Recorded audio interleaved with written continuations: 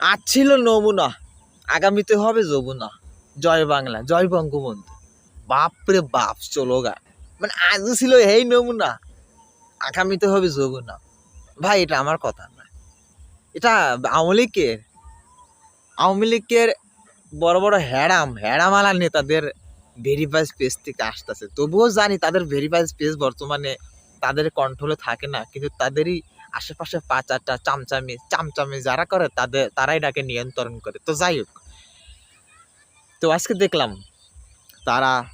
তারা বিভিন্ন ভাবে মেনশন করে বলতেছে আজ ছিল নমুনা, আগামীতে হবে মানে যমুনা, মানে আগামীতে যমুনাটা ঘেরাও করবে।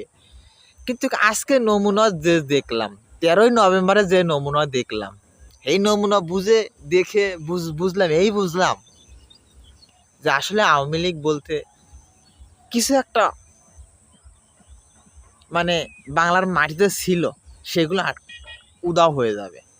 এটাই বুঝলাম এই নমুনা, মানে এটাই বুঝলাম আমি। কেননা এই যে বাসে আগুন, সিএনজিতে আগুন, মোটরসাইকেলে যে আগুন, এই আগুনগুলো কিন্তু পূর্বেও ছিল, ইতিমধ্যেও আছে।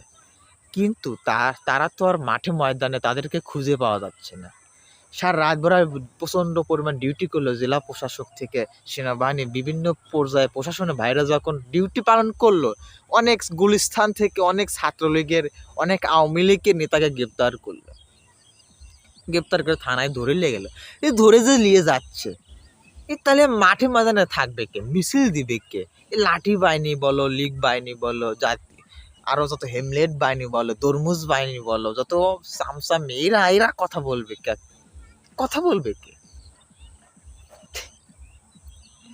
একটা সময়